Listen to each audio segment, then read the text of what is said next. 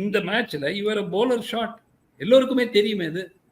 அது Bumrah pull out ஆன பிறகு நீங்க பிரசித்தையும் சிராஜ் வந்து இன்கன்சிஸ்டன்ட். அது நமக்கு ஏற்கனவே தெரியும். ஒரு மேட்ச் 2 மேட்ச் பெர்ஃபார்ம் பண்ணுவாரு, 4 மேட்ச் ஒன்றும் நடக்காது. அப்படிதான் இருந்திருக்காரு த்ரூ அவுட் இஸ் கேரியர். அப்படிதான். ஸோ நீங்க சிராஜை வச்சுக்கிட்டு Prasidh Krishna has not plate before on this tour, திடீர்னு அவரை கொண்டு வந்து உட்கார வைக்கிறீங்க. What was the thinking behind not picking a third seamer? நீங்க ஹர்ஷித் ராணாவை எடுக்க முடியாது. ஏன்னா ஹர்ஷித் ராணா இந்த ஆடின 2 மேட்ச்ல ஒண்ணுமே பண்ணல. And he was not looking penetrated.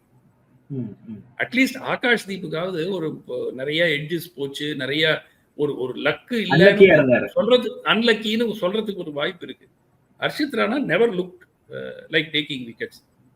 Nitish Reddy has அந்த அவுட்ஸ்டாண்டிங் செஞ்சுரி, பட் அதை தாண்டி bowler he never looked penetrative. 2 wicket எடுத்திருக்கலாம் இந்த இன்னிங்ஸ்ல. பட் அவர் வந்து ஒரு ஸ்ட்ரைக் போலருங்கிற இமேஜே இல்ல.